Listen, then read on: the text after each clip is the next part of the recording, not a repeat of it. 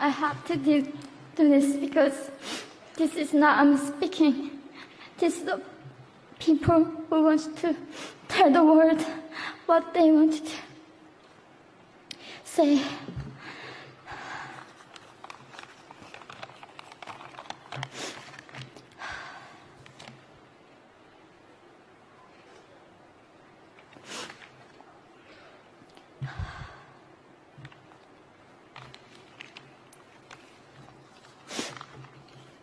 North Korea is an unimaginable country.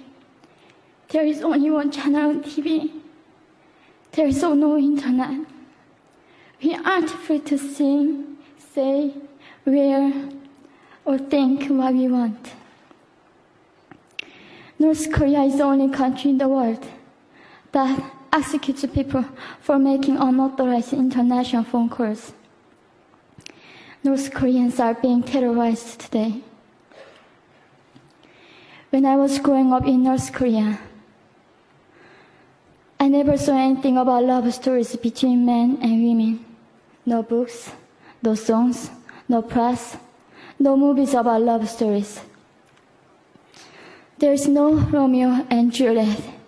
Every story was propaganda to brainwash us about the Kim dictators. I was born in 1993. And I was abducted at birth, even before I knew the words freedom or human rights. North Koreans are desperately seeking and dying for freedom at this moment. When I was 9 years old, I saw my friend's mother publicly executed. Her crime? Watching a Hollywood movie. Expressing doubt about the greatness of the regime can get 3 generations of a family imprisoned or executed. When I was 4 years old, I was warned by my mother not to even whisper. The birds and mice couldn't hear me. I admitted I thought the North Korean dictator could read my mind.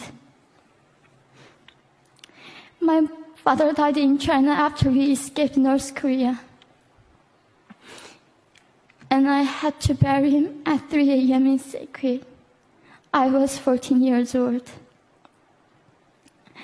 I couldn't even cry. I was afraid to be sent back to North Korea. The day I escaped North Korea, I saw my mother raped. The rapist was a Chinese broker. He targeted me.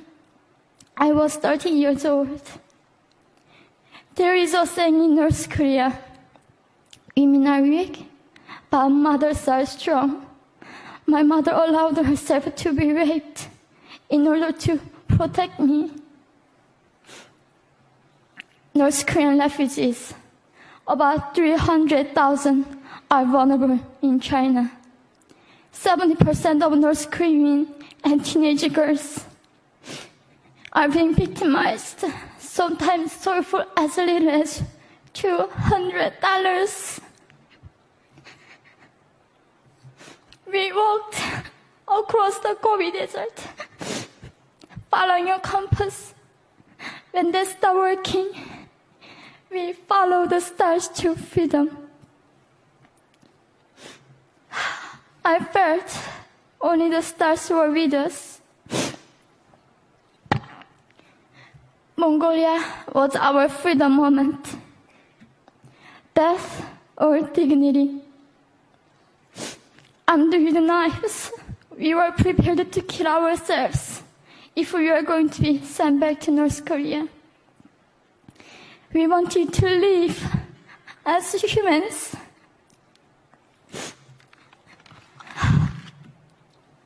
People often ask me, how can we help North Koreans? There are many ways, but I would like to mention 3 for now. 1, educate yourself so you can raise awareness about human crisis in North Korea. 2, help and support North Korean refugees who are trying to escape to freedom. 3. Petition China's stop repatriation. We have to shed light on the darkest place in the world. It isn't just North Korean human rights. It's our rights that North Korean dictators have violated for 7 decades. We need governments all around the world to put more pressure on China to stop repatriation. In particular, Chinese delegates of One Young World can play a part by speaking up.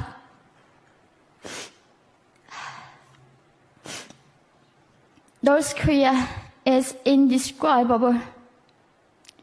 No humans deserve to be oppressed just because of their birthplace.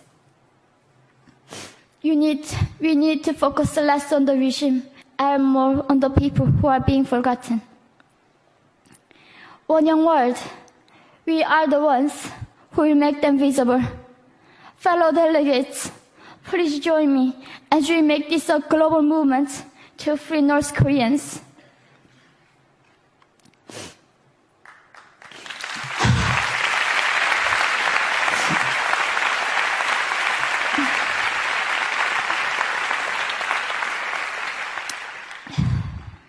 When I was crossing the Gobi Desert, scared of dying, I thought nobody in this world cared.